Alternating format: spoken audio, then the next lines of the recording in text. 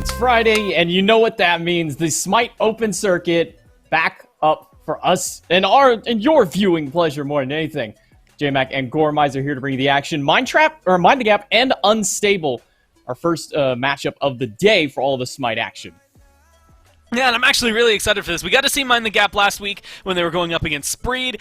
Granted, when you look at the roster of Spreed, it's pretty stacked, so it's always going to be a little difficult, I think, to take on a team like that. But being able to come in today, again, another squad that has a lot of good names on it here in Mind the Gap. But Unstable, I mean, you haven't seen a lot of them, or at least I haven't seen a lot of these guys, but there's quite a few players that are jumping in here, looking through the roster. Delny, Baronic, as well as Monster Bomber have all been around for a long time. Even OC and Antics, but I just feel like I haven't gotten to see them jump towards the top anymore, so I'm excited to see them kind of prove what they can as they go up against Mind the Gap here. Yeah, but they've got a tall task to go up against Mind the Gap here. I mean, Wolves, Layers, Crimson, Griff, Quig. I mean, these players have been around the scene for quite a long time, and I mean, these players are still going strong to this day. I actually got to play some matches with some of these players the other night. I mean, these guys are undoubtedly still such powerful players into the scene. And even though this is, again, SOC, I mean, some of these players have been around in the top end of play at some point in their career. I mean, if you want to think about it, again, Mind the Gap just had to play against Guy J and SOT last week. I mean, you're playing ex-SPL players who have been there within the year that you're having to deal with. So, I mean, a lot of that, I think, showcases that even down here in the open circuit, things are starting to pop off. And so I'm really excited to continue to see them, just because as a team, I think Mind the Gap have a lot of merits, and they've shown that repeatedly. All of these players, I think, this year have been able to accomplish significant tasks. It's just whether or not today is going to be their day. Honestly, Unstable are the ones that are looking to try and wreck them. And if there's one thing that I've noticed a lot in the amateur scene is even though they don't strictly follow the SPL picks and bans guideline, they do have a lot of similarities between it. You can see it in just these first bans. Kuzumbo, Yamoja, Nemesis. I mean, these are gods that we see banned at the top level of play. Even Persephone, which no surprise, man, we've seen this god banned time and time again, but there's always that little bit of difference between them. You know, some teams for a while in SCC, we saw Scylla and Nuwa being the first mages that everybody would go to. They didn't care about Merlin. They didn't care about any other god in the game. It was just those two. So we'll see how that adaptation has made its way into the SOC today. Habwa also taken off the table. Habwa, for me, that feels a little bit early of a ban, and usually it's not one that we see too often.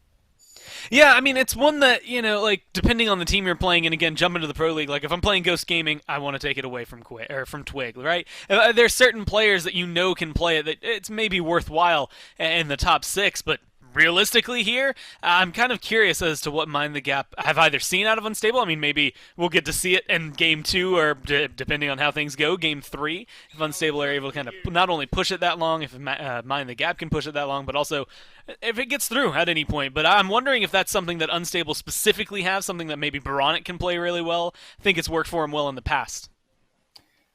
Sun Wukong first pick is not the thing that I had in mind when I wanted to see how the adaptation from the top end of picks and bans comes down to Rom. We've seen many times in the first like 2 to 3 picks through. But Gore, what's so strong about Sun Wukong that this would be a first pick for them?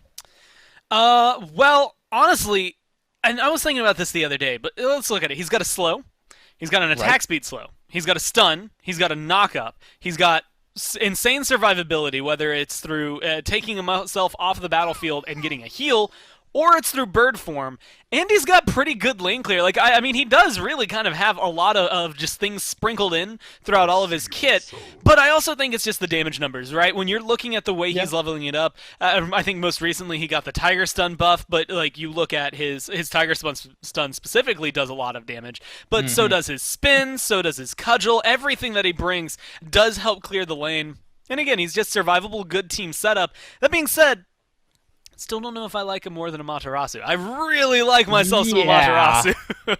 Yeah, you know, Sun Wukong is great, but when you have Ama on the table, such as what we're seeing here from Unstable picking up, they're like, well, if you're just going to hand us an Amaterasu for free, I mean, we're going to take it every day of the week. Cupid and Cerberus also picked up onto it. I like the Cerberus pick. I'm a little bit worried for how it's going to perform in this matchup here. Most likely going into that support role, we don't really see him solo lane anymore. And going into the bans, I mean, they still have room for their other 2 carries on the side of Unstable, as well, even onto the side of Mind the Gap. I mean, they are most likely still looking for mid, most likely still looking for jungle as well. I mean, what are kind of the picks that you're looking at with these drafts they've grabbed here? Man, this is actually where things can get a little interesting because of the fact that we've had a lot of versatility, specifically in the jungle as well as in mid. Like, Morgan has been very solid. Aphrodite is one of those picks that, depending on the player, she can come in and be a huge just swing in your favor. I was going to mention Robin, but now he's banned, so I guess that's going to go ahead and get taken off the table. Hunbats is also someone, like, he doesn't come through as often anymore, and there may be some other junglers that we see kind of hover before him. But I think Rom, Sobek, Amaterasu, you got a Hunbats in there, and your team fight for Unstable is just ridiculous. That being said, I think also on the side of Mind the Gap, maybe a little necessary, right? You've got Cerberus right now, Fields of Love there from Cupid, 2 big ultimates that could help in the middle of a team fight. Fear No Evil added on top of that. I mean, you're guaranteed to see CC someone at some point because of that. Like, you're gonna get Fields of Love them, or you're gonna get their beads, or you're going to be able to, Cerberus ult them. Anything that comes through here for Mind the Gap, I think could be solid. But it does seem like they're going for more single target assassins in the set and the Raven, and like more. I just dive in, kill you dead assassins is the best way I can describe them. So Kali might even be on the list, although it would put Unstable in this place a little bit too late game. And so instead they're going to go for this Erlang Shen, which admittedly has been just constantly on the rise lately. Yeah, we've seen a lot of Erlang Shen in the last few weeks. Specifically, probably the most notable recently was Cherio after his recent pentakill with Erlang Shen. I mean, this god is back. I think that's really the only way we can put it is Erlang Shen is back, whether you like it or not. This is a little bit of an interesting one for me to see if this does get locked in. Nuwa, we saw little spurts of her, I would say, back in like phase 2. She got really popular along with Scylla. And then in phase 3, she just kind of disappeared. But now we're seeing Mind the Gap lock her back into the mid lane. I feel that there's other choices that could have gone here. Nuwa isn't my first ideal option with it. And Wheelish to kind of round out the draft. There's no leaps on the other side of this, so really, to me, this looks like they're just depending on the knockups themselves. Yeah, I'm excited to see it. I always like seeing Wheelish, but it does depend on the hands that are kind of handling her, right, when it comes down to it. You can see her work in a team comp that is not built around her, right? You don't need all of those easy knockup setups. But they sure do help, depending on how things are going to go. We've also noticed, and this is something we've seen kind of in the Pro League, and I wouldn't mind seeing it trickle down here from Mind the Gap, but not having to use your ult for the pull. Just use it for the power. Use it for the attack speed. Go in and just use that extra power that you're going to have to isolate someone like Ra or Rom and lock them down a little bit easier than you would otherwise. But also Ra, I mean, slow immunity is nice, but you're not going to be able to escape a Wheelish very easily here. Not even the Cerberus. No. And dealing with the new Wa is going to be easy early on, but I think late game she'll have some surprising damage that comes through. Yeah, this Raw is kind of a dangerous pick to me. Yeah, you got a lot of sustain with it, but that's one thing that Cerberus likes to deal with. This sustain-based gods gets to take a little bit away from them and get a little bit of it to benefit himself. I mean, we've seen a massive rise in Raw recently at almost all levels of play. I mean, what's brought this laser chicken back into the game? Well, recently he got that ability to just immune slows on his 2, which I already think is amazing, right? When you're able to go out, you have, I guess, a pseudo flashbang, depending on how close they are to you, that is going to, open up the conversation for you to blind them. But you also now have complete immunity to the slows that come through on it. And you don't get to see it too often. Maybe we'll get to see that interaction between specifically Wolves and Baronic through that. But I also think there's something to be said about the safety of it, the healing, the damage output Ra has. I mean, he kind of does it all. The only thing he doesn't have compared to other mages is going to be that maybe easy survivability, right? Where he's able to dash away or jump away or blink away, depending on which god you're looking at there in mid lane. Ra doesn't get that. He does have the movement speed from his passive, which can help him cross the map a little bit easier, but realistically, you're looking at easy clear early on, easy in combat and out of combat healing, although probably better utilized out of combat than in combat. And then an ult that, if you're hitting them consistently and you have good setup for it, which I think this taunt from OC is going to be perfect for it, then you're going to just erase people off of the map. It's good for objectives as well, so you're not really at a net negative unless this Wheelish just sits on you the entire game.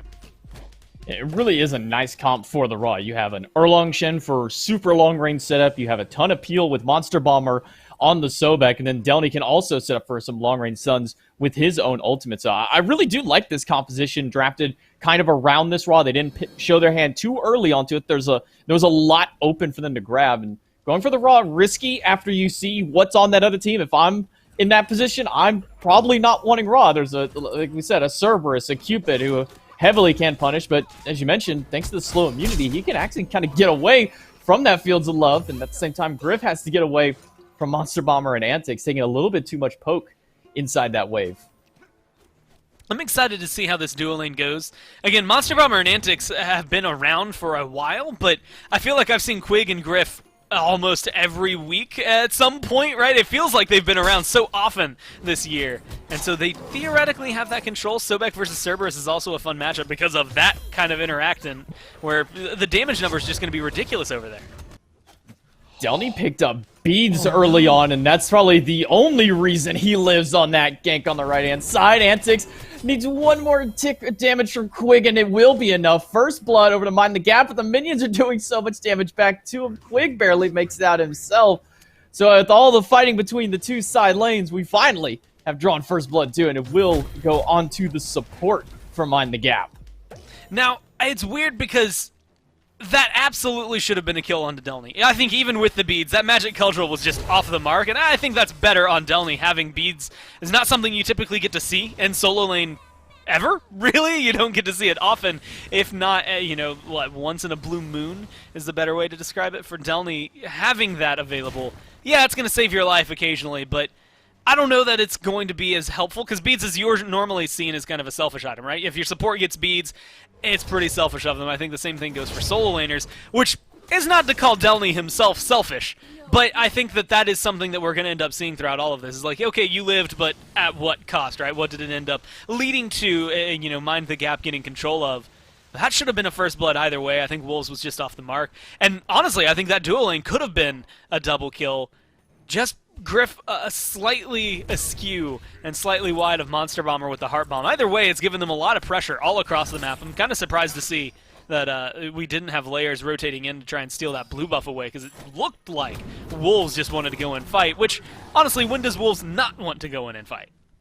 I mean, that's Wolves' namesake. Wolves and fighting just go hand in hand in any sentence. The only one is where you throw the word not in there, because that doesn't make any sense. It's Wolves. He's going to fight you no matter what. And that's the kind of gods that he drafts towards. I mean, Xing Qian usually would kind of be a little bit of a slower burn, but, I mean, he loves these in-your-face, fight-you, W-key at you kind of gods, like the Wukong, Fields of Love, onto Antics, and his beats are down. He gets stunned out by a Quig Heart Bomb just off the mark, and that might be the turnaround that they need. Otzi with the rotation will take down Griff, playing very aggressive and deep under that Tier 1 tower. So, this is gonna sound way more mean than I intended to, but what's the point of all the great setup if you miss the Heart Bomb at the end? I guess it had to have just been on cooldown the time that they wanted to start the fight, but in that case, why are you starting the fight if you don't have that cooldown snipe? Ooh, just out of range for it. I was waiting to see if Bronick was going to pull the trigger on it, but a little bit too late, so Crimson able to get out of range for it, but I'm kind of with you. Why do all of that, the Fields of Love, into the spit, but you don't have the Heart Bomb, which is kind of your bread and butter of the combo? Well, either way, I think it shows, and maybe is showcasing what Unstable are capable of doing here, right? Mind the Gap are kind of opening themselves up. I mean, there's like been 3 little things that have stuck out to me this game, in the 5 minutes that have been played, where it's just been like, okay, it's not the worst case scenario for you. It's not game ending, right? Yeah, nothing's over yet because you just happen to slip up or miss an ability. But you're giving these opportunities. I mean, that last one's the best example, right? Griff, if you get that Heart Bomb off, or if it connects there at the very end under the tower, and that kill comes through, then there's no turnaround potential. It is just off the mark, and Unstable are able to walk in and get the kill. Wolves over here, granted, nothing has been, outrageous in the solo lane, but maybe you get too aggressive onto a buff one day, and all of a sudden you're paying for it with your life, right? I think that's where Mind the Gap are faltering just slightly, right? I want to see them group up a little bit and kind of play more level-headed. If you're going to dump all of your abilities into somebody as well, maybe walk away with the kill. Or, at this point, I guess, if you're going to go in on Antics, just try to get his beads. Looks like Monster Bomber walked right over a ward there to spot him, so no cheeky antics out of Monster Bomber in this case. Able to try and grab Griff. Over to the red buff, and Otzi looks like he wants to steal this away. It looks like he'll be successful onto it. Crimson not able to defend against the buff, but now he's got a rotation from Quig. Blinking is straight into the ultimate. Throws him right into the clutches, but it's just a new wall. There's not too much. They have a Fields of Love and a Heart Bomb after. The taunt is good, but the heal is just too late. So Layers will get the credit for the kill after throwing. It looked like he threw the Jaguar over the wall to secure that kill. I will say, though, they need to make something big out of that because, I don't know, it feels, again, like a heavy investment. 2 ults just to try and get the jungler. They did get the taunt out of it, so there is something that you were able to pick up in return, but you need more, and this is the best way to get aggressive. Well, Snipe is going to be off the mark into the waters. Not enough to save him, so Crimson will find the last shot to take down the support. So, well, that's a little bit something more with it. So 2 ults, but this time now you have 2 kills off of the back of it. So Mind the Gap going to further extend their gap in the lead. 1,500 gold to their name. I know this is the end of the bracket for them, and they've gone through a lot of other games already. But it did feel like the first 5 minutes or so was kind of like a warm-up. Like, you could feel Mind the Gap wanting to be aggressive, but, like, not everything was clicking. This last minute and a half have felt just solid from them, even being able to collapse in on OC. Even if it is maybe an over-investment in my eyes to drop Quig and Griff's ult for a 4v1 kill. But I think it is just one of those moments. They're finding the picks they need to, right? And if you can continue this cycle where it's 1 kill onto the support, maybe 1 kill over there onto the carry, but specifically keeping OC locked down, that's going to make things so much easier for Layers to start to shine brighter than everybody else. He's going to be able to come in and get some pretty clean ganks onto, like, Baronic, and then you can really shut down someone like this Ra. The big thing to note onto it, though, is even though Mind the Gap has gotten these kills, and then looks like Unstable might be trying to get one of their own, catches them right out of the dash, and the Fields of Love wasted. No saving grace for Griff. Kill onto Unstable.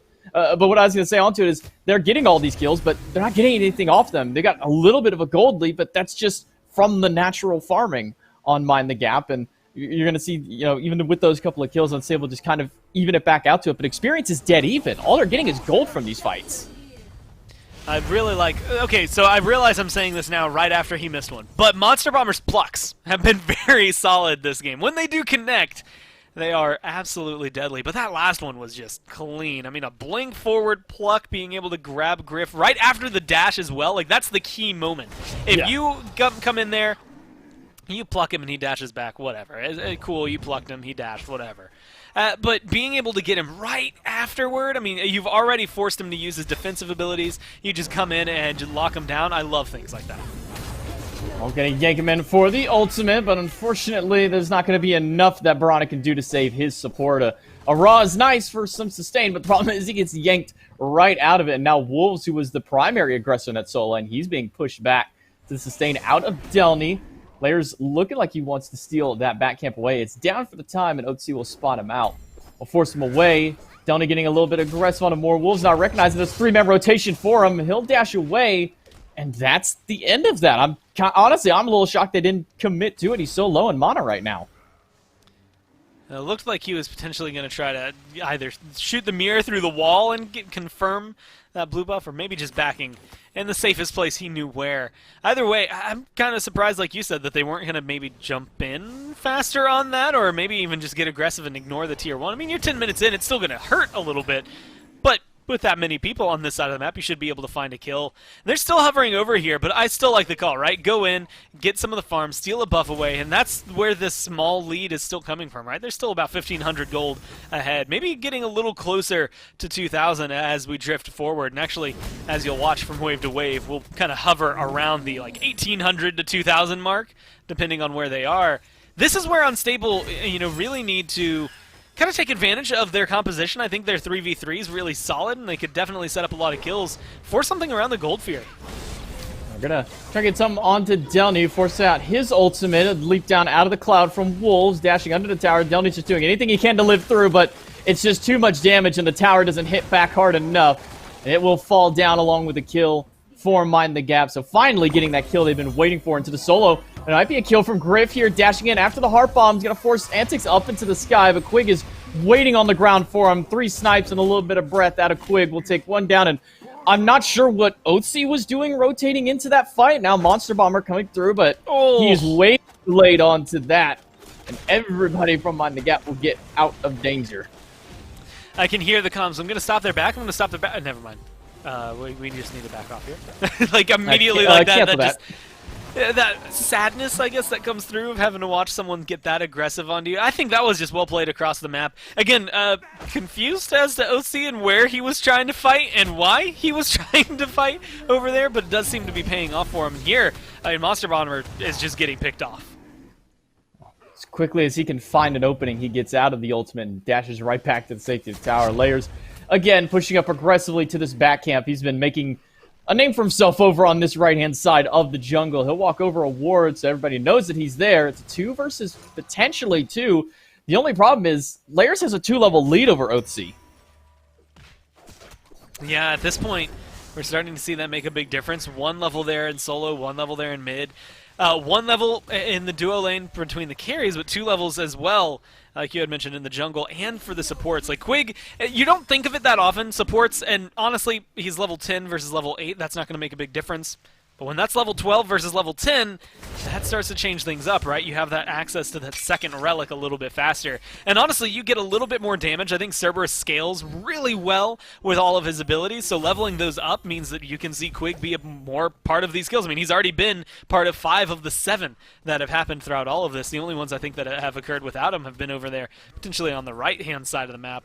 And so he's a really big part of this, and that level lead now up there at a level 11 is going to be able to open up a lot of conversations for the support. Well, Antics and Monster Bomber trying to bait out Quig and Griff to see if they'll push forward. They get the Fields of Love and the beads out of Griff in that rotation. They come up empty-handed from it. I mean, it looks like just the blink from Monster Bomber expended, so not too bad for Unstable to get a massive relic and an ultimate out of it.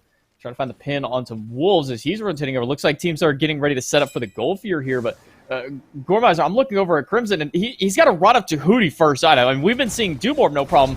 We're seeing Rod Up Tahuti, and now the Gold Fury to start up by Mind Gap, dash in by Delny, but he's going to be picked off in the middle of all 5. Very questionably aggressive play from him as Monster Bomber has to go into the waters. The explosion from the minions are so much damage. Griff gets the double kill. The ult just going to grab vision for him. Blink in. Wolves is going to help and get the pull from Layers, and that'll drop in a 3rd kill by this Gold Fury. Yeah, that was just clean. I can't think of many other better ways to describe it. I mean, that was just Layers, Wolves, everybody on Mind the Gap coming in and playing better Smite. I mean, just a better team fight from top to bottom. Really good synergy. The fact that you get, what was it, a blink into the knockup from Wolves to set up the ult from Layers. Like, things like that really create it. And honestly, they didn't need the extra kill. They didn't need to go all the way for 3. They had 2, and they had the pressure. They could get the Gold Fairy. But now they're getting the extra kill and the Gold Fury, so you're already starting to fall behind. But you had mentioned the Rada Tahuti specifically there, because I think it was Rada Tahuti along with Boots and Soul Gem right now online for this new WoW. And when it comes down to it, this Rod start specifically has been on the rise. Like a few mid laners, specifically on a few gods as well, have decided to pick it up early. Sometimes you see Doom Orb instead. And realistically, I think it's the same concept where it is just, hey, here's 160 power on a single item and I'm going to get it early game, and then good luck doing anything. I think specifically for the way things have been going in mid, where a lot of players have around their 3rd, 4th item been picking up something a little more defensive, getting something big with that extra power up front enables you to not feel as bad about losing out. You know, if you get 2 80 power items, it's the same as 1 Rod of Tahuti, right, in terms of the power you're getting. So you're just trying to play that balancing equation. I think that's what this is. You know, now that you have that Soul Gem online as well, you're just making sure you're not having a deficit anywhere as they come in early. But it is still a huge investment. I mean, you're looking at the other side. Ra is able to get Doom Orb and Boots, and theoretically he should be able to finish another item before you just because you invested so much. But that, I think, is also the glory of earning so much gold early on, which is the fact that we've seen Mind the Gap here take control. I mean, look at the gold lead down there, 6,000 between the two teams. You cut that in half, or I guess apart, and that's 1,000 gold at least more in mid if you just take it per player. That you're more than happy with to invest on something like Arata Tahuti. And that 6,000 is about to be further extended. We saw them starting up the Gold Fury as well, so they're going to be adding even more gold to their pockets onto that one. And then there's still the potential of towers available. I mean, I think just the mid-tier one was the only tier 1 tower left still standing, so that's another 500 they could grab onto it and help to further extend this. I mean, Crimson has 2 kills and X amount of assists to his name already. I think 4 or 5 right before we popped over to here. So, I mean, with all that extra gold he's been accumulating, I mean, yeah, that Rada Tahuti does make sense. He can just pick it up early. It's one of my favorite quotes from an old Smite player is, you know, I could have bought a Chronos Pendant, but I had enough for a Rada Tahuti, so I might as well just buy it at this point. And that's kind of what Crimson's like. I could get a Doomorb, but I could just buy a Rada Tahuti instead. There's another 500 gold down with the tier 1 tower. I mean, we've had that conversation recently, right? We were talking to Vote, 2 weeks ago? Maybe it was last week, where we were like, man, what's up with the Bloodforge over Devo's Gauntlets? Like, how do you like it? And he goes, I had money, and I bought Bloodforge. And it's like, you know what? Sometimes it's not deeper than that. It's, I could afford it. And it is a bigger power spike in some cases, and, you know, Bloodforge an example, but I think Rada Tahuti, another one that follows into that, where you just get to say, yeah, you know what, absolutely worthwhile. And by the way, we were looking at it earlier, I'd said minimum of 1,000. If I saw that, that was about 1,500, maybe a little more between the 2 mid laners. 2 levels as well between their net worth and their experience gap. And so even though you invest so heavily in favor of a Rada Tahuti, all of this extra gold that this new WA's been able to pick up in terms of farm compared to the Ra, the 9,300 versus 7,800 currently, and you have been able to more than afford this Rada Tahuti, and you can see getting items online, the Soul Gem, as well as starting a book before this Ra can even finish his 3rd item.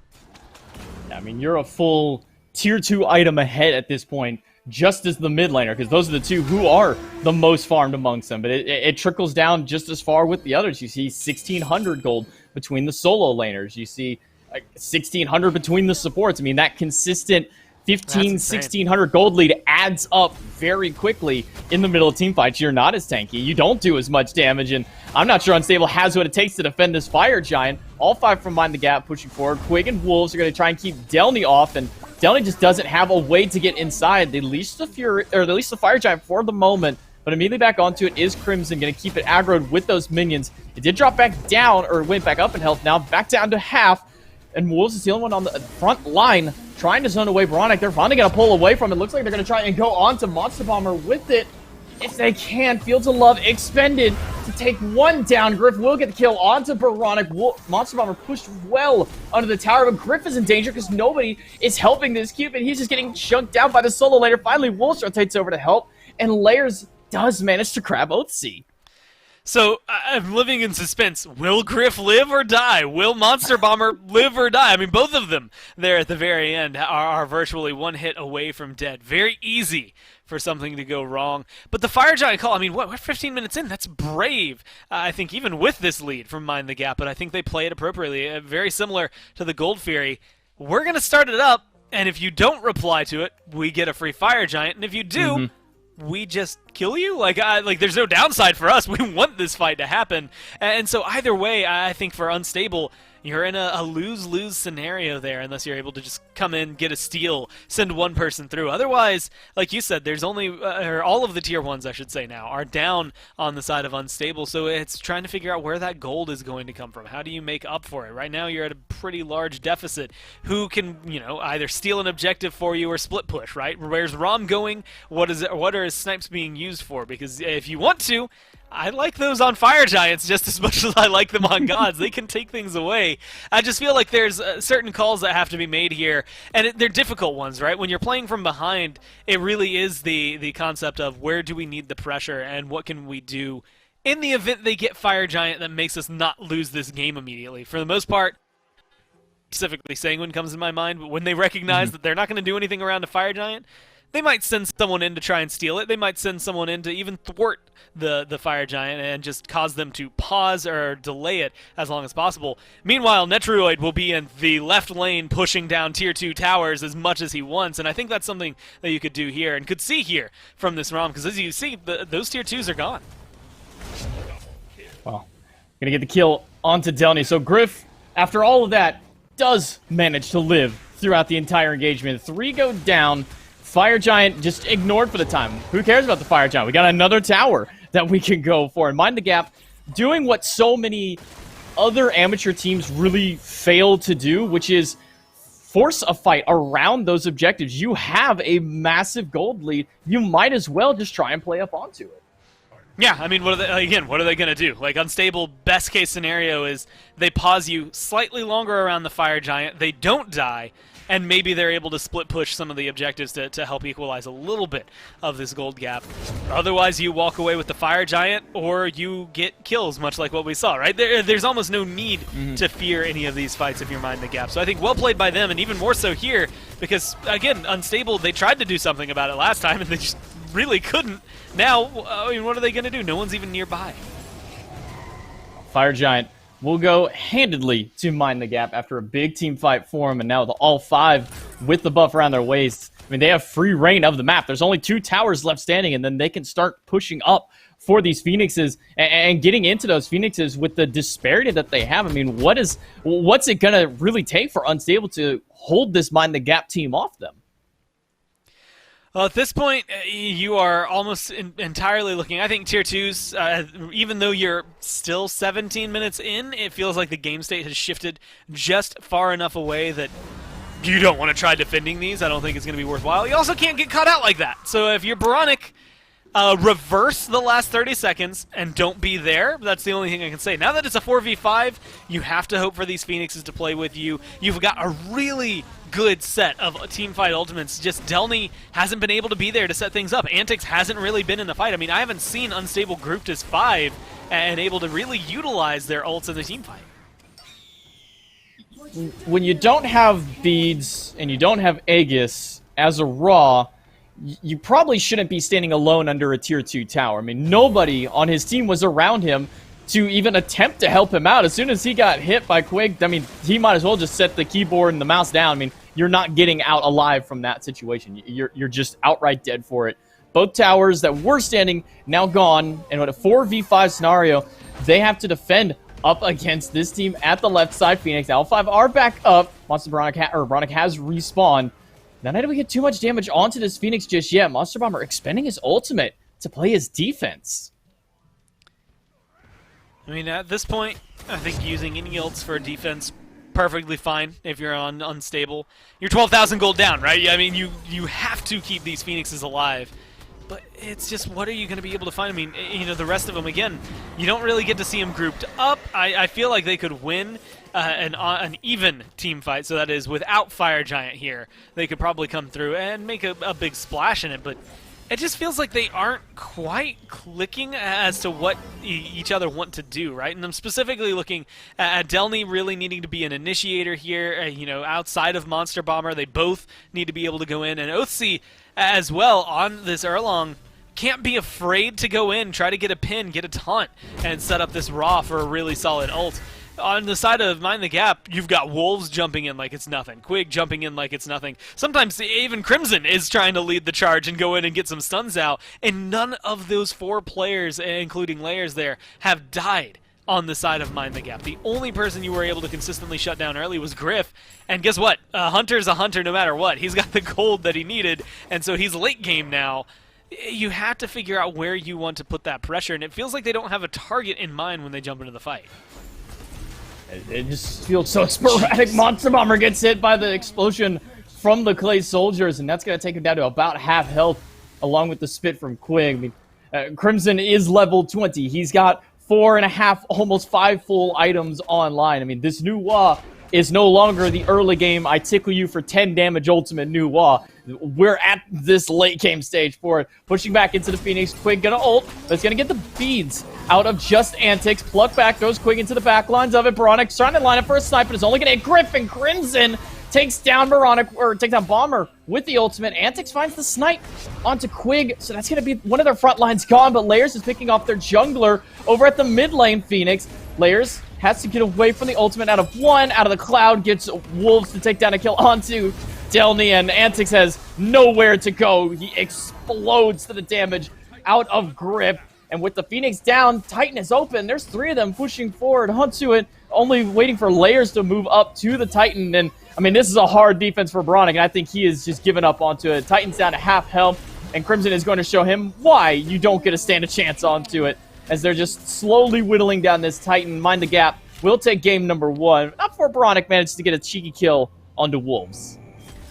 That's what I was waiting to see. I saw a bunch of low health bars, and I was like, at least one of them has to go down here. And Baronic at least answers back with that. But, I mean, 21 minutes in, not a very difficult game, I think, for Mind the Gap. Again, a couple of little scuffs at the very, very beginning, where it's just awkward shuffles that seem to not connect for them. And then almost immediately things just kind of snapped into place and they recognized where they needed to be, how aggressive they needed to play. I think you look at it at the fact that Unstable were unable to keep up with them, and even though I think they had a more solid draft, especially around team fights, just goes to show if you're Unstable here, what you need to change in game number 2 is less around the composition, I think more around the farming early on, because as we noted, Mind the Gap throughout a lot of that, all of a sudden we're 2,000 gold up, and like there hadn't been any kills, there hadn't been any big fights. It was just them farming a little bit better. Yeah, I mean, you mentioned it felt like the first 5 minutes were really nothing, the warm-up, so it really did just feel kind of more like a 15-minute game for us. We're going to throw it to a quick break. When we come back, we'll kind of break down that game more and get you ready and post up for game number 2.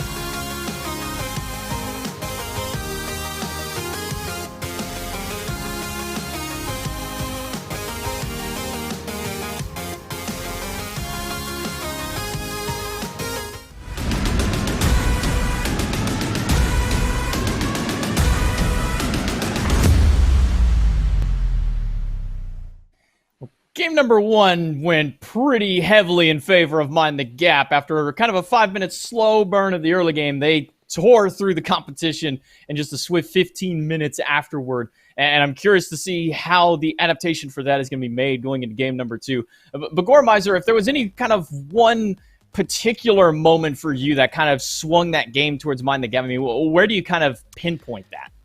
It's really awkward to say it this timeline just because it seems way too early, but it was actually about what 6.5 minutes in when that team fight specifically from Mind the Gap, they rotate in and they find a couple of kills there onto Unstable that I feel like Unstable were simultaneously not expecting as well as just unable to answer back anything on. I think that was the moment where things really started to pivot because you got to see the click for Mind the Gap. They walk away and maybe the kills themselves don't mean much because we had even highlighted at the time that they weren't getting a lot after the fact, but it doesn't really matter because what ends up happening from that point forward is they're at a 2,000 gold lead that then becomes what, 3,000, then 4,000, then 7,000, then 12,000, to the point where there was almost nothing. And then I think this might have been kind of the last nail in the coffin. I think there were a lot of times for Unstable to fight back, but as we saw, they never really got to.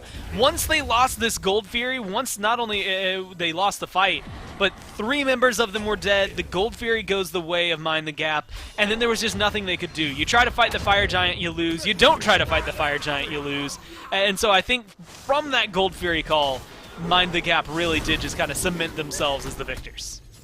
Yeah, Layers didn't have a ton of assists when it came to how many different ways that he could get a knock up through, but almost every single time he was guaranteed to get that ult, get that pull in through there. And I mean, just so much damage out of the Willish. I mean, that feather step at almost every stage of the game hits like a truck, especially when you're behind. I mean, we saw even just a basic attack after the pull, around that Gold Fury fight. The one basic after the Wheelish ult did so much damage to Baronic that the Feather Step was basically just a light execute at that point. I only needed to do 10% onto it.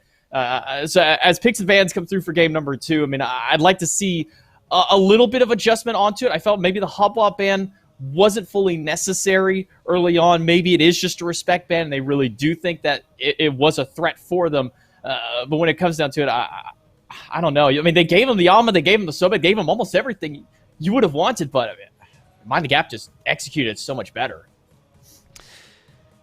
We'll just have to see at this point if Unstable can change too much. Because again, like you said, the bans specifically that were highlighted, I don't know if Mind the Gap really need to change anything. I mean, if it is a target ban for the Hebo, then go back to it because it stops Unstable from having something they're comfortable on, right? Like, if you can lock them down anyway, anyhow, go for it. I mean, you only need one more game in order to win this one, and then we're just sitting around waiting for waiting room to start before SBL, right? If they come through and sweep it the same way, then there's not really a whole lot on the line. I think Unstable, though, again, there were nuggets of good throughout that game. It's just trying to clean it up in the early game, I think, where you're losing some of the buffs, losing some of the farm, and specifically maybe losing some of the pressure over there. It was duo lane that suffered, I think, the most early on, although Delny also got kind of bullied out of their lane pretty fast as well. It's just trying to keep up in farm and not have those early deaths. If you're able to, not have to go beads as a solo laner so that you can have something a little more, maybe not even team-oriented, but rotation-oriented. We see Blink a lot. Teleport can come through, which are just a little bit more trying to get you around the map better, position in a fight better. I think there's a lot of options for them, and I just want to know what they're going to do, because Mind the Gap last time, I mean, they first picked Sun Wukong. That's not something you get to see every day, let alone see when it's locked in.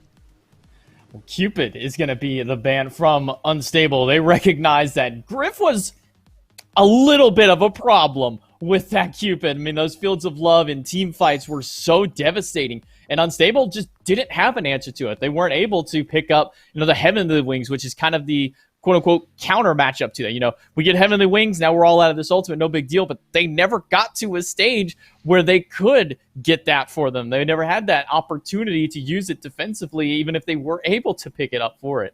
Nemesis ban here as well. I would have liked to maybe seen another target ban over, maybe take something else from Mind the Gap, but instead they're just going to go with the safe jungle ban. And Yamoja, just because Yamoja, just ban her. Yeah, I was actually going to say, at this point, when you're second pick, one of the things I like is playing with the bans, because if you let, let's say, one thing through, they're going to scoop it up. You let two things through, they're going to get one, you're going to get one. If you let three really top-tier picks through, which admittedly in Smite, that's very easy to do right now, even with everything that was banned right there, which I think most of them deserve it. There's still Rom, Amaterasu, depending on where you're looking, you can go into the mid lane. There's some mages that have been very prominent. Hebo, considering he was banned last game. Junglers that have been very prominent. Like, there's so many options out there for you to be able to lock in. But if you let three of them through, also, I didn't even mention, like, Hercules and things like that. So, put them all in there. They're all available and all able to go. But when they have that high priority available, you're going to be able to get a lot of them on your side if you're second pick. And the thing that I guess now is catching me off guard is, one, Cthulhu top pick. We haven't really got to see him be this, insane, absolute monster lately, considering the Pro League. I think showcased how easy it is to shut him down if appropriately played. But also, it's kind of catching me off guard that Mind the Gap are going for a Cerberus in their top two. Yeah, I mean, I posed the question towards Mifflin last week, and his best answer was Cthulhu's just kind of an ult bot, and at these lower stages of play, at the SOC, at the SCC level, from what I've been seeing out of a lot of these teams is, even though, Cthulhu's really good, everybody else just doesn't care. They just dive him. They just kill him. He doesn't do a whole lot for the team, and he doesn't really have the win rate to warrant this first pick so far. I mean, I haven't really seen an overly impressive Cthulhu outside of the SPL in a hot minute, and Nuwa going to be gone back to here by Mind the Gap. Again, there's so many options available for mages, but Well, I mean, literally, only Persephone banned away, and they said, you know what? Nuwa sounds really good. They grab it, but on the flip side, the Hopwa that got banned away last game is going to be picked up. Do you think this is going to Baronic, or do you think Otzi is going to take this one in the jungle? Man, that's a really good question. I think that's the reason they like to lock it in right here, right? Because the ambiguous nature of Hebo being able to come in and showcase that, hey, if it's going against Nuwa, sick, but we could also leverage that Nuwa pick into something a little bit better. It seems like Mind the Gap think it's going to be mid, and honestly, I'm going to just side with them because they were the ones that banned it last time, so I have a feeling that they know what they're talking about when it goes over there, so probably over towards Boronic. But then the question comes, how much will it be able to do, right? Hachiman, he's a very solid carry, but he's not necessarily the one that you're thinking of late game all the time, right? Like, if you think of late game hunters and Hachiman comes into your mind, then you've probably been playing a little bit of a different set of Smite, at least different than I've been playing as of late, and definitely different than I've been watching. Usually, you see like the Rom be the big carries up there. Cupid lately has been very impactful. So I'm wondering how he'll translate. Like you said, Cthulhu, the lower in the level of play you get, the better he typically is, because you have to be very coordinated to take him down. Mind the Gap have been a very coordinated team, so I expect them to not have too much trouble with that, but we'll have to see. That could throw a wrench in the waters for them. But the Hebo, realistically, as much as he can do on his own, they need a good jungler, and 3 of them got banned there. I guess 4 if you want to count the Nemesis from the first time that are off the table. So Unstable really do have to reach down into their pockets. It's going to be the Camazotz that they're reaching towards here. So, yeah. Oh, man, what a terrible pick. Cool. Yeah, I mean, oh man, we only got a Camazotz, guys. I mean, they banned away Raven, Thor, Nemesis. They picked an Erlong Shen, a set ban, and we only got Camazotz out of it. I mean, now, granted for me, I'm kind of on the fence about Camazotz, and I'm a little bit more on the fence about this potential Tsukiyomi. We don't see him locked in very often, and usually in the SOC and SEC, we see him banned away just more often, but he is going to be locked in. So one of the newest gods into Smite, he's finally going to get some prime time here into the amateur scene. And not only that, but I mean, that Erlong comes in and immediately I'm like, okay, cool, jungle, whatever. Like, he's been jungle the entire time. Honestly, yeah, maybe he still is. I don't know what kind of games you can play with Tsukiyomi. Maybe he can swing solo, although definitely haven't seen it as of yet. He's really solid in the jungle, though, and when you're trying to lock down, I think, someone like Hebo, you're trying to lock down Hachiman. I actually think the Tsukiyomi is going to be a very solid pick. Plus, I mean, granted, it's difficult to keep up with Camazotz because of his sustain, but if you can kill him fast enough, which I think Tsukiyomi is just at that threshold of the potential to, then his sustain doesn't get to come into the equation too easily. It's still going to be difficult to lock him down, but I like the counter pick. And it really is. Never mind. Wolves over there playing it solo. I kind of that was more of a joke just because Erlong, he hasn't left the jungle in so long. But Tsukiyomi solo, Wolves, you got something to show me, and I'm ready to see it. Yeah, this is going to be kind of a eyes on Wolves kind of a game here because Tsukiyomi, we've known to be the jungler. He's released, he's an assassin, you throw jungle. All right, cool, we're good to go. But when you had this Erlong and the Cerberus locked in, you kind of already thought, okay, we've only been seeing Erlong jungle recently, but that for me, that didn't write out potential Erlong support, maybe throw Cerberus in the solo lane, but no, it's gonna be Tsukiyomi solo, and going up against a Cthulhu of all gods to go into it. I mean, this is a bully Guardian in that lane. I'm really curious how Wolves is gonna perform into this matchup.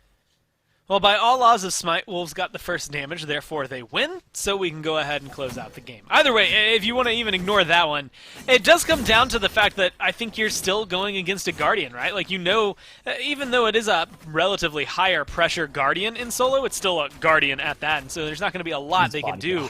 There's Quig, yeah, that was just beautiful from over there. That has to be mentioned on point, but realistically, I think this is good for Wolves. He's just going to get a lot of solo farm. He's going to get big. We've seen this in the Pro League in the last week where you sometimes can just send an assassin over there. I believe it was Set that we saw do it up in the Pro League where you just let him get all the farm. Yeah, he's going to get bullied early, but once he gets to level 2, 3, 4, 5 before everybody else, he's more than happy to continue fighting. I think that's rough, buddy, is the best way to describe that gank. Goes for the blink of the Vampire Bats, and it's a swing and a miss out of Otzi onto it. So that's his relic down, and Wolves gets to walk away clean and regen his health. We're all the way back up to full. Has a lot of potions in hand to keep himself sustained up. So he's more than willing to stay here and keep fighting up against this Cthulhu. Delny going to do anything that he can to try and match up against it. But going back over into that little early dual lane skirmish, we don't see early engages by the purple buff and the Alpha Harpy this early on. And we got to see a showcase of my personal favorite mechanic in all of SMITE.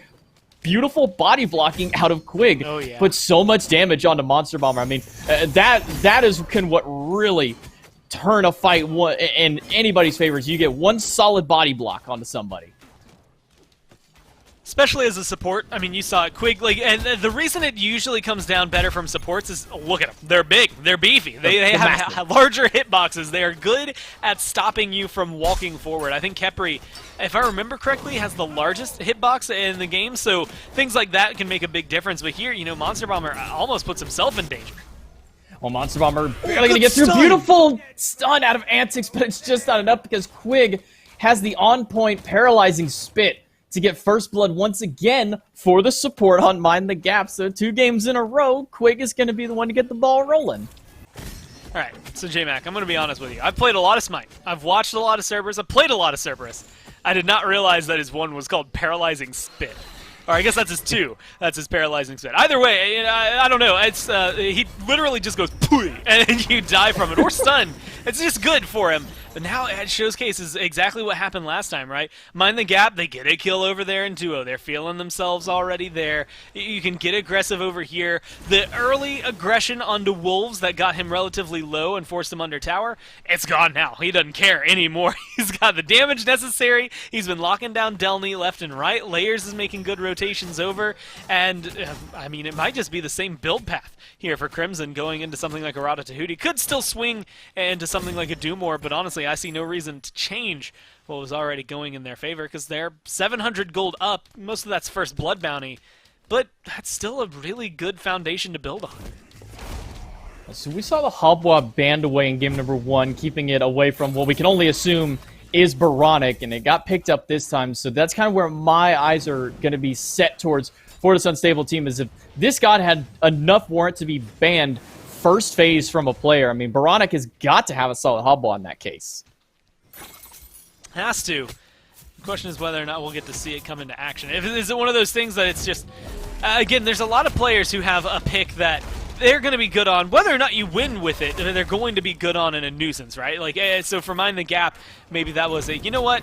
We want to win easier. We don't have to worry about what this Hebo is going to be able to do. But as it is as of right now, they haven't been able to do too much. That being said, Baronic, and specifically Hobwa, is not a big pick for the first 5 levels, right? You're not picking him up because his level 2 is just insane. You're picking him up because late game he has 3 ultimate abilities that you can use to just nuke anybody that come through. Specifically, this new Wa, easily locked down by the damage. Oh, that's going to be the ultimate use to get away, but unfortunately he's already expended beads and ult. Loses cease immunity, but not enough damage. Maybe Crimson's got it with the ult? Oh. Not quite.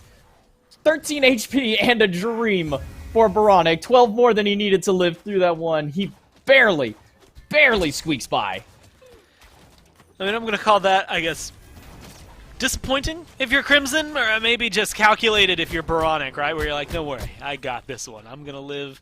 Either way, you're not feeling as confident. Maybe that lifesteal on the boots coming in handy there just to give him a smidge more than what he would have had otherwise. But you never feel good. If you have to use your beads and ult to disengage as Hebo, you're already starting to fall behind and feel uncomfortable. And again, it does come to question if we'll get to see too much out of this one as the game goes on. Again, I think he is more late game. He's always been more late game than he is stacked on the early game. So we'll see if he can play catch up. As now, again, that gold gap is just slowly rising, kind of passively at this point, because they haven't got even a second or a third kill in the game. Ooh, caught him. Dash in with the Iaijutsu out of Antics. Has to use the ultimate as well, and off of the mounted archery, he managed to pick up the kill. And maybe a second one onto Griff. Tail Whip is good, but Bomber can't continue tanking up that tower, so Griff manages to squeak by, but Quig does fall. Great patience, I think, out of Monster Bomber more than anything, waiting for that jump before he goes for the pluck. That way he can guarantee to bring him back in. Yeah, easy lockdown, similar to what we saw, I believe, Quig doing last game. That was able to come through. Actually, no, what we saw Monster Bomber doing last game. Blinks and plucks, things that were really good. The support play was on point. It was just everything maybe around it that caused a little bit of a gap to grow, which I guess is part of the reason Mind the Gap have their name, right? The Gap at least this last game, and so far this game has been the gold lead that they've been able to accrue and kind of lock up. Blink in onto Layers from Bomber. Is going to get the pluck and the ultimate more than anything out of Layers, but that's going to be the end of it. They expend a lot to try and get this jungler, but he walks away. Wolves now has to use everything that he can to go through. Descent to the madness out of Delny. Going to try and lock down Wolves. He's going to use his own ultimate for a little bit of immunity to dash around and try and get as far away as he can, but unfortunately he goes right on top. Knockup is good. Needs one more good swing at a Bat of Hell. Another basic to maybe lock him down. OC will find it, but Quig gets a kill onto Antics all the way on the left-hand side. Ult out of Erupt Crimson again, just not enough, and now Layers is stuck in the middle of the blue buff with nowhere to go except back to the fountain. Splish Splash, says Baronic as he picks up his first kill. Now, I don't know that he would have been able to get any more power online faster here for Crimson, but I think that is a good showcase of where this, Rada Tahuti start puts you. Yes, it's a lot of power once you get it, but until you have it, you're, twice now? These ults have left someone just below, or just above, the threshold of death, where they were able to get out. Once there on a Baronic, once onto Otzi, and those are kills you really wish you were able to turn into your favor, because now you have to look at where they are, which is to say, Otzi gets a kill, and he's 1-0, now a level lead. Granted, Baronic's 1-0 has a level deficit, so maybe they make up for it in that respect, but I don't want the jungler starting to feel comfortable, and knowing what Camazotz is capable of, knowing how Camazotz can play, specifically going into the late game as well, it's a little worrisome to let him get even a smidge ahead and let them feel comfortable on unstable, which I think comes down to what we're going to be seeing throughout this entire game, which is maybe a little bit of a 1v1 over here and left. Mounted archery up into the sky, needs one hit, and, I'll throw Griff wins the man fight out onto it. He gets the solo kill, the true essence of a solo kill. No interruptions out of Crimson. Maybe looking for a Monster Bomber. Not going to dive under the tower. Only level 7 is Quig. But in the 1v1 matchup, Griff ends up taking it despite... Antics had the upper hand for the majority of that little boxing match, but unfortunately you can't hit somebody who's all the way up into the sky, so Griff comes out on the better end of that. Yeah, and honestly, being able to not only find that, but really make up for, I would argue, what has been going on over here in solo lane. Wolves is now getting bullied. All that stuff I said earlier about how that pressure on him disappeared, it's not anymore. They decided it's an easy kill. Quig's going to try and pick up one, though. Monster Bomber thrown into the pin and the Layers, and that makes it a 1-for-1, getting the support for the solo lane, but now Quig trying to just zone and allow Layers to be able to get back to base. So they traded out, but Crimson has rotated over. He's level 11 versus 2 level 9s, and I'm not sure he's got enough damage to be able to get out of this one, and nowhere near enough defenses. The Clay Soldiers are not going to be enough to save his life, so another kill on the board for Otzi. That puts him at a 3-0 killing spree. That's not what you want to hear, J-Mac. I'm going to be honest. If you're trying to win this game as Mind the Gap, you do not want Camazotz on the other side to be up 3-0. And, with no answers coming back in their favor, his sustain hasn't even been a huge part of this. This has just been the damage that comes out of that assassin. Unfortunately, I would say, I think it comes at a weird balancing point, though. You're 3-0, but 2 of those kills are onto Wolves. Wolves is easy to kill right now. I don't know that it means as much as we would like to. It's still good experience, and it's still going to get you ahead. So don't take it, wrong. Just take it all with a grain of salt that comes through as to what Otzi is going to be able to do as we start to transition now. Hitting this, kind of 12 to 15 minute period as we enter the mid-game portion. That's where I expect to see a little bit more out of Wolves, maybe rotation-wise, team-fight-wise, but with this full Soul Eater, should be able to start making a couple of rotations, should be able to make an impact. And in my mind, at least team-fight-wise, it's going to be different because now you have 2 to 3 people who are trying to get to your backline and disrupt, instead of just the typical 2 that you would normally have, and the assassins that are coming through here on the side of Mind the Gap. So you have to be ready for it. Gold Fury very early on. Antic spots it out, but the Gold Fury's already down to half. They're going to leash it away because now the rotation from Monster Bomber and crew are coming through. Quig going to get plucked back, not able to get away and escape his wrath. Ultimate out of Quig is going to pull back the jungler, but Otzi does have his leap, so he'll be able to get back out. So a lot of just kind of poking the bear more than anything to see when it's going to strike back. Quig looking for a point to jump over, and he'll manage to find the gap over the wall, but not before he loses about half of his health for it. Luckily for him, He is a little bit tankier, does have those tank boots online and the Stone of Binding as well.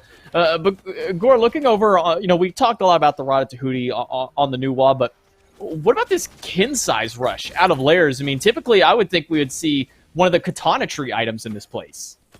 Yeah, that's typically where Stone Cutting Sword goes, and I think that's something that we might still get to see out of him. I mean, he built it during the last game, but or the Erlong was able to, so I believe that was OC that picked it up.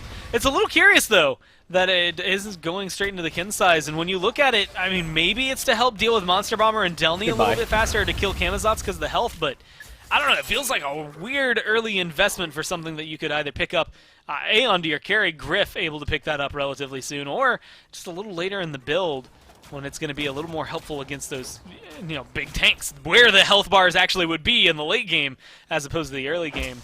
So I guess just color me curious on it. I want to see how he continues to round out the build. Rotation for Baronic netted him a kill in the fight, but kind of the big highlight point to put here is even though he's up 2 kills to the 1 and now down about half a health bar to Crimson, Crimson hasn't been rotating at all. He hasn't felt he needed to. He's got that ultimate to get him assists or kills, and because of that, he's got about a level and a half gold lead. I mean, yeah, again, we're waiting for late game Hubba, who has also gone into Rada Tahuti, so he's going to be swinging for the fences pretty early on here too, but I mean, the farm game, out of Mind the Gap, even despite falling behind in kills to Unstable, they've held the lead this whole time. Yeah, really well played from them to be able to do so, because they haven't really been winning any of these fights either, right? I mean, they have not been very successful in the team fight section so far this game number 2. And I don't know if it's going to get any better for them once Delny starts rotating over. It just is, again, a lot of pressure, I think, onto Wolves to perform, and right now is the time they need it.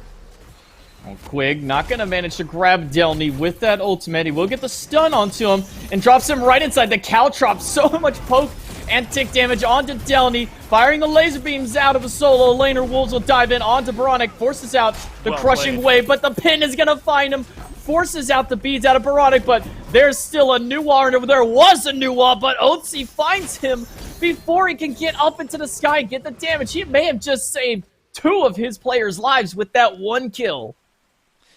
Not only that, but, I mean, I'm going to go back and harp on it. You save their lives, and you showcase even more of Mind the Gap losing the fight, but still winning in gold. I mean, even there, you look at the charts, you look at the numbers, all of that says Unstable win that fight, and they do through and through.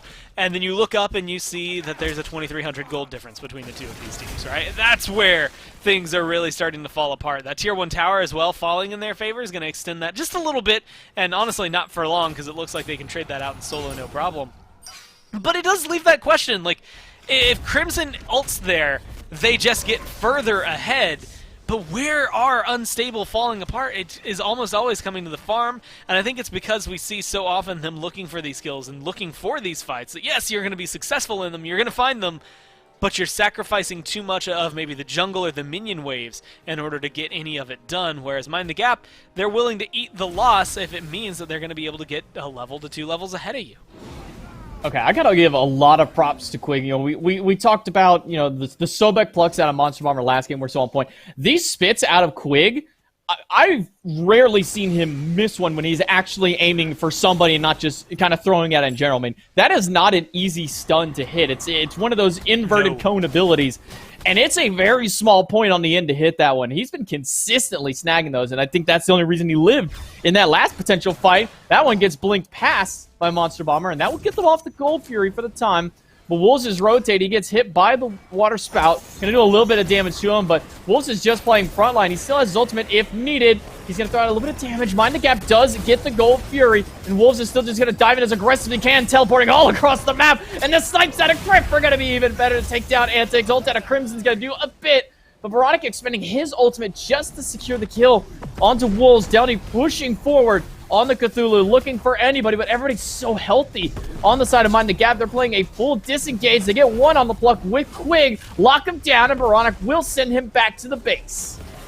Now it's a little shaky. They need a couple more kills if you're Mind the Gap to make this absolutely worthwhile. Guess what? They're all going to happen. They get one there It's onto Bronic, and then another one onto Delny. Just a little garnish on top of the dish to make sure it looks a little prettier for them, right? They got a Gold Fury on top of all that, and you lose your 2 frontliners, and even though Wolves is playing an Assassin, he's still going to be a frontliner for this, just the way Solo typically plays. But you get that Gold Fury, you get yourselves further ahead. Again, maybe a little shakier as time goes on than they would like it to be, but they're making more progress in this, at least in the team fight portion of it, which a lot of it is coming on the back of Wolves. I think he's a little squishy, so he's easy to retaliate against, but man, when he gets back there, does he just chunk everyone that is in his way. I really feel like it was kind of a wasted ult out of Baronic to lock down Wolves. Wolves doesn't have an escape. Once that ultimate is gone, and I wouldn't even consider his ult an escape, there was nowhere for Wolves to go. Why ult him at 10%, if even, health? As a hub, all you need is just your water cannon or water spout, or just, hell, a couple of basics would be more than enough for it. I feel that they could have used that later in the fight, and that maybe would have helped them out, and maybe they could have ended up winning the team fight. It's just kind of been shaky play here from Unstable. I mean, they've got 4-1 on 2 of their players, but like we said, they haven't won these team fights yet. Yeah, there's still a lot of pressure, I think, for them to perform a little bit more cleanly overall. Very similar. I mean, this time last game, they were so far ahead that we were trying to figure out game 2. And this time, I think maybe more credit to Unstable for holding on to it. But, you know, mind the gap. Definitely slowed things down. Still in a very massive lead, but, you know, they're 2, 3, 4 minutes behind where they were last time around, which admittedly last time was just an insanely fast game. So maybe they're just more par for the course here. I'm interested to see where they want to go with that. Fury going down, Oni Fury spawning in about 2.5 minutes. There's a Pyro on the board, but also the Fire Giant. Last time, mind the gap, they felt very confident, J-Mac, in their ability to get this Fire Giant. Even now, I think they could bait a fight out of it, but I just don't know if you can commit. Yeah, 4,000 isn't a massive lead at 18 minutes in. Yes, it's still a pretty substantial difference for it, but not one that you can really force that Fire Giant. Unstable, they're just going to have to accept losing the Pyromancer in that case. Good zoning out of Mind the Gap. And Unstable, one thing that, you know, I kind of didn't even get to point out through it was one of their opponents they took on early in the bracket was Spreed, the scene that we saw here last week. So Unstable knocking them out and getting here, I mean, that's still a testament to how powerful this team is. I mean, we know Delny, we know Bronic, we know Monster Bomber, and as you said, Oats and Andic's been around for a long time, but, I mean, so far, I'm not quite fully seeing it just yet for the team. I'm not going to say it's any kind of lucky break for them, but I'm ready to see the big pop-off from them, and maybe they'll be able to get it here by taking down Griff. But Griff is still alive, has the Aegis. Ultimate is going to take down Bomber, but Antix does manage to find one. Ult out of Otzi will force him to leap away. He's got a little bit of heal from the bats on landing, but all that commitment, 3 ultimates to commit, and all they got was Griff out of it. I mean, yeah, you're going to be able to find a clean kill, but like you said, you commit so much to it, now you're going to come in. You're missing a lot of relics, specifically if you're OC, both of those on over 100-second cooldown still. And so that opens up this jungler to potentially get retaliated against a little bit easier from Mind the Gap. My biggest thing, and this is maybe going to be a little too harsh just because we haven't got the big fight, but if you're layers, dude, you got Kin Size, you got Serrated Edge now. I want to see you beating up on Delny. I want to see you beating up on Monster Hunter or Monster Bomber that come through, right? Just take them down because they have such large health pools. That's where that Chins is going to come in handy. Serrated Edge giving you that extra power is just going to make it even easier for you. I want to see him be the tank killer that he's kind of built in to be. And a Wing Blade as well, so he's got the extra slow immunity to make him go zoom if he does get hit by a slow. So he's got all the tools he needs to take down Delny. He's got everything he would need to just stick to Monster Bomber like glue. We're going to see one of the first misplucks out of Monster Bomber this game. The Clay Soldier still chasing him down. The pin, and then the shot after will be enough for Crimson to take him down. So Monster Bomber caught out at the red buff, and everybody from Unstable, you know, this gold lead was 4,000 just a moment ago. Now it's further saying to 5,000, but oh wait, the Fury is up. Oni Fury already down to a quarter health by Mind the Gap, and they're going to pull away from it in order to try and fight for a kill. Ulted by Wolves is going to get the ult out of Delny, and he's just going to have to go on full retreat because he doesn't have the defenses to stay in the midst of this fight. So they're going to have to concede the Oni Fury one more time. And that's going to be unfortunate. All the pressure they already had. By the way, all 6 towers still standing. That right, the one on right in solo lane It still counts, even though it is like just sturdy wind away from getting knocked down. They are in this position, though, now with only minions as well. I mean, and look where all the minion waves are. They're pushed up on left and right. They're pushed up in mid. It's going to force a lot of pressure on Unstable. This opens up the conversation that we were having a few minutes ago where, yeah, you weren't really far ahead, 17, 18 minutes to try and push for a Fire Giant like you did in game number 1. Now you are. I mean, yeah, it's still only, what, 6,000, maybe even a little less gold that's in your favor. But you've got the Oni minions that are going to force them to play in this awkward position, or they're going to get you a lot of pressure on the side lanes. Either way, you're happy to force out a fight from someone like, or anyone on Unstable as well. And it looks like they're fishing for one. They just haven't quite been able to find someone to lock down. Blink out of Wolves to try and get away from Monster Bomber. He's just going to go right back to his wave to try and farm up. Delny will as well meet him on that right-hand side. They might be looking to just push up this tier 1 tower. It doesn't have much health onto it, but still trying to make a commitment when you're down to defend a tier 1, or trying to dive a tier 1 tower is not going to be worth it. Instead, Unstable will have to back away. Dropping the Myra's Delny, but a big stun out of Quig. Going to force the beads once again out of this Cthulhu and the Descent into Madness, but Layers is right there, ready to go. Canceled out the ultimate because Crimson has more than enough damage to take him down. Monster Bomber going to get the pluck, but it's blocked out, forcing out his own. Ult out of Wolves. He'll dive in between the two of the dual lane. Not going to do enough damage. It's going to force the back. Ult's gone from the dual lane of Unstable. Tier 1, Tier 2 tower, I'm sorry, being looked at here by Mind the Gap, but they're not really fully committed to taking this one down. They might just be fishing for a couple more kills if they can. But as soon as that dash comes through, they'll back away. Tier 2 tower and another 1,500 gold for Mind the Gap. Yep. And now they find themselves in a position that, well, again, they can at least go for and pressure out a Fire Giant. It doesn't look like anybody. Maybe Antics are going to be nearby for this one to start up, but even still, you know, good luck getting past Wolves. Yes, he's an assassin. You can kill him just as fast as he can kill you, but he can just kind of damage jump. I feel like that maybe that sentence is even wrong. You can kill him. He's just going to kill you faster. It's not just as fast for Antics there in that position. They just have to give it up, J-Mac. Now you get a Fire Giant on everybody on the side of Mind the Gap. They've been starting to win these team fights, at least in terms of picks, and they've got a gold lead now, 10,000 in their favor. At last tier 2 does not look like it'll last long. The Phoenixes are where they're going to have to make a stand if you're Unstable. And honestly, I like what their Phoenix defense looks like. I think Cthulhu, on its own, really does make defenses just a little bit easier. Here's a giant Guardian with a huge AoE knockup or root or what have you, depending on the ult. You get Oathsea, who's very sustainable, Baronic, who does well in close quarters combat, which is what a Phoenix Siege is going to feel like. And I think even Bomber, who's going to be able to get better and easier plucks because of the position out of Mind the Gap. I like their Phoenix defense, but I also like Layers and Wolves and Griff's ability to tear down anything that stands in their way. And even though it's mainly been last hits, I like Crimson's ability to confirm these last couple of kills or just to assist damage. Nuwa, one of the only mages that can hit everybody all at once, and that little bit of damage is enough to make it awkward for someone like Baronic or Oathsea or Antics to stay in the fight. And Crimson going for an Obsidian Shard. Last item picked up the Soul Reaver, the Divine Ruin, so you're removing most of the sustain that Unstable has through. And I think a big point you mentioned out there is, for this Phoenix defense, in my mind, I'm looking a lot onto the front line for it. Delny is kind of my pivot point for these fights. Yeah, you can get a good pluck out of Monster Bomber, but everybody, aside from Wolves, has their relic. So do you try and just maybe get a pluck onto Wolves, try and get their assassin out of the game, or is that not going to be enough for Unstable?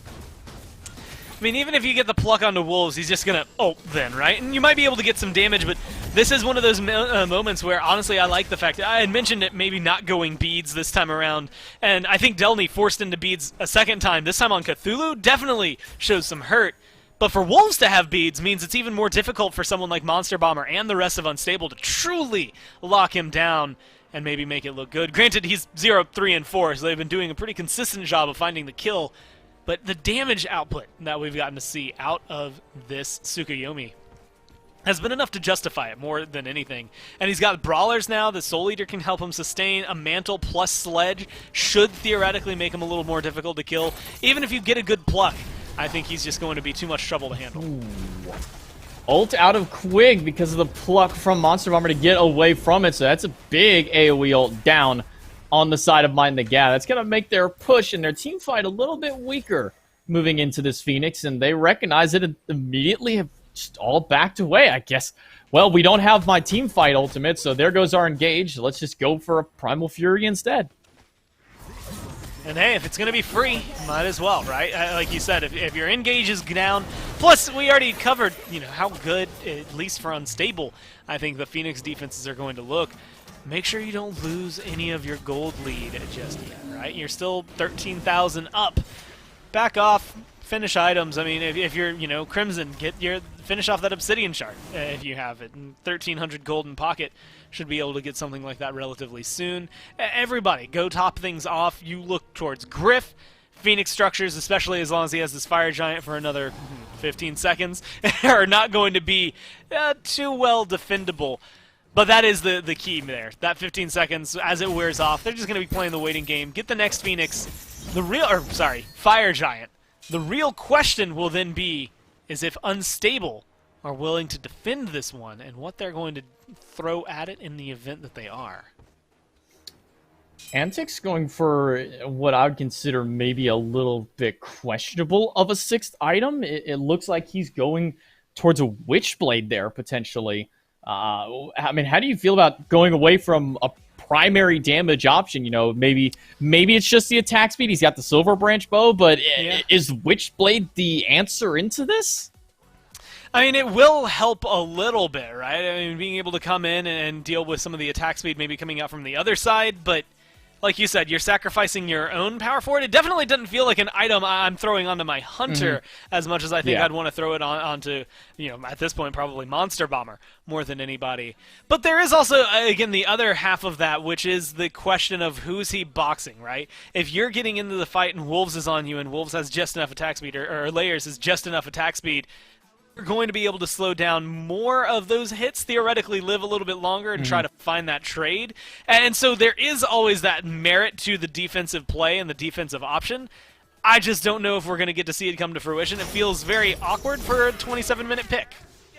Yeah, and a little bit awkward for Monster Bomber as he's all alone up in the jungle, and that's one of their primary defenses at this Phoenix, now off the board for another 34 seconds. It's going to make this a very tall task for Delny to defend against it. He'll drop the Myra, but it's a blink in from Quig. Looking for anybody. He's going to get knocked up by Veronic. That's going to send Veronic, though, back to the fountain because of the damage from Crimson. Delny gets a 3-man knockup on the Cthulhu ultimate. That's huge for him.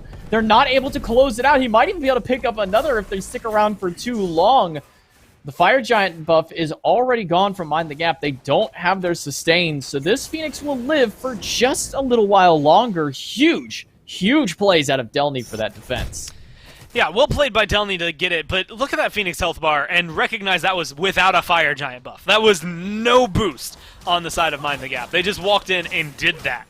And so give them Fire Giant, that Phoenix is not only dead, but I think you see a lot of the damage return. Monster Bomber got eradicated and shredded like it was nothing. I think you start to see that onto someone like Delny as well. I'm actually surprised to see them be so slow rolling on Mind the Gap to get this started up. I mean, maybe we see a group up from Unstable and maybe they want to defend it, but I don't know, they're so far behind. It is kind of an all or nothing play, right? If they don't go for it, then they're almost conceding this game. But if they do go for it, then they're almost conceding the game because you never know if you're going to be able to actually win the fight. And so I like what they're doing, which really is just letting Antic split push while they recognize that this Fire Giant, it's just never going to be theirs.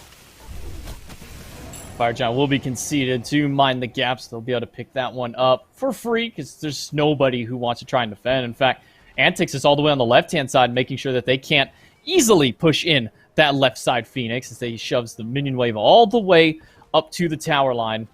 Delny and Monster Bomber, the front line for this right side. And like you said, they didn't have the Fire Giant to push up the last Phoenix. Maybe that's the only reason that it did live. But regardless, if Delny can have another exceptional defense like he did last time around, now that they have Monster Bomber with them, they might be able to even pick up a kill for it. Quig going to throw out the Spit. He's not going to get any stun off of it. Just going to use the breath to get himself back up and going. But that's going to be the Clay Soldiers down for Crimson. That's their kind of free walk into the Phoenix down for the time being. Quig is going to go through the stealth and maybe look towards the back line, but he'll quickly leave. Layers is forced Baronic over to this right-hand side to defend, because you can't just leave layers on this Erlong Shen to kind of freely attack this right side Phoenix. But now they're making their way back over towards right-hand side. Quick gonna get the beads out of Delny, and it's gonna be the ultimate as well. Just into the madness.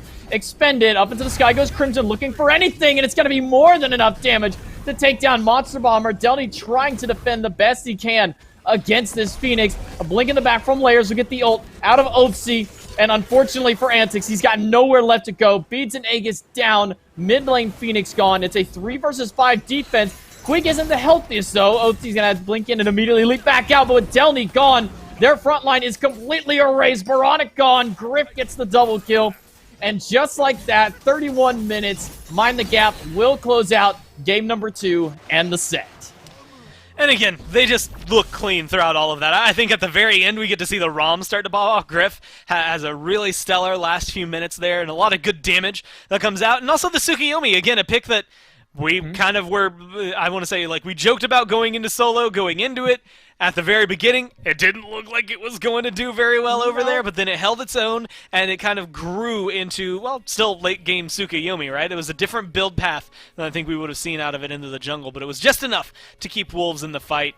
All in all, Mind the Gap play that really well, and they didn't feel like they ever really lost control, although I do like that Unstable were able to make Game 2 last a little bit longer, shows that those adjustments were coming in properly.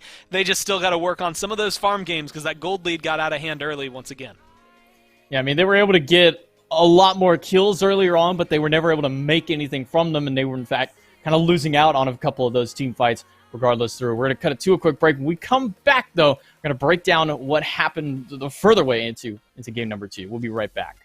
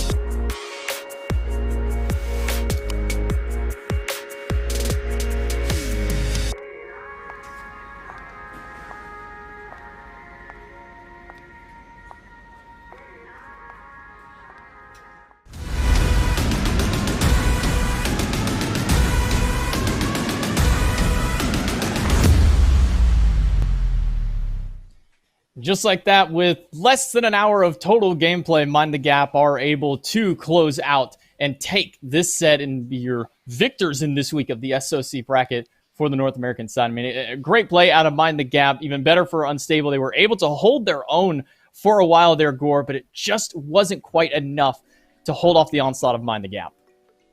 Like you said, they slow the game down. It's not 21 minutes. Instead, we get to the upper 20s at a much more average Smite game length. But they don't stop the onslaught. I mean, they still, around 18 minutes, get to that 12, 13K lead. You get to see Baronic have a little bit more of an impact. OC as well, early on, able to do a lot on the Kamazots. But that is where it kind of slowed down. Mid-game, you start to see the shift, and you feel it. in favor of Mind the Gap. And then once the damage started coming through, I think it became a little too devastating. Wolves was able to come in and get to the backline consistently. Crimson, again, it's easy to meme Nuwa, hey, you press 4, it's free damage. But Crimson got a lot of good damage in the middle of team fights that were so helpful for the team that you have to give him credit for it. Quig had good setup. We had mentioned it in Game 1, but I think in Game 2 continued to find a lot of those easy setup stuns, even though it is one of the more difficult stuns to connect on. And then countless times we got to see Griff really, I think, make an impact from this ROM more than what we got to see out of the Hachiman, which made it, I think, just a little bit easier, again, for all of the team to do better. Yeah, we really didn't say Griff's name a lot during this game, but he went 6-0 on this ROM. I mean, when you get 6-0 as a hunter and nobody's saying your name, I mean, that's the quiet carry out of this team in almost every situation. I mean, Griff was just sitting back, waiting patiently for his moment. I mean, right here, it's just, you get the knockup. I mean, that's literally just free damage. Give him the Phil Swift seal of approval, because between the hunter, the mid laner, and even throwing wolves over there into that solo lane, they put up big damage numbers this game. And looking at the brackets, you can see through. Mind the Gap does take the finals 2-0 over Unstable, and they'll be your victors for this week of the SMITE Open Circuit. But I mean, Open Circuit's not the only thing we've got here today, Gore. We still got more action for you, specifically with the SPL coming up here in just a little while. Yeah, I'm really excited to see some of the games. Ghost versus United, I think, is going to be a very hot one, but I think maybe more contested and more important is the one right afterward. We've been talking a lot about these bottom teams and whether or not they're going to be able to make the rise up. Obey and Renegades will be playing, and there's a lot of weight, I think, on that one. Losing that match maybe isn't the same as it was before. At the beginning of the phase, we say if Renegades lose that, that's just a bad sign because Obey hadn't been looking too hot. But now I think losing it, it's more or less the fight for the bottom. United are on a rise, even though they might not be able to get a full win against Ghosty Gaming. You have to see what they've been able to do against some of the top teams. And you have to be worried about, losing your 6th place spot here if you're the Renegades and potentially getting knocked down into the bottom 2 and just being uncomfortably down there, especially if Obey start beating you. It's the time to turn it around. You picked up Variety. You dropped SOT. This is where you need to start picking things up. Yeah, that's kind of a big thing on it. As you said, they've dropped SOT and they've kind of been a little bit shaky as of recent, where Obey and United have been on the rise. Even though United's not closing out those full sets, Obey have been getting some set wins onto it, and they've been looking really strong in these last few weeks of play through it. But that's all that we have for the SOC. Stick around. We're going to do a quick little restart of the stream, and when we come back, we do have the SPL waiting room to break down the sets that you're going to see this weekend even further. So stick around, and we will be right back.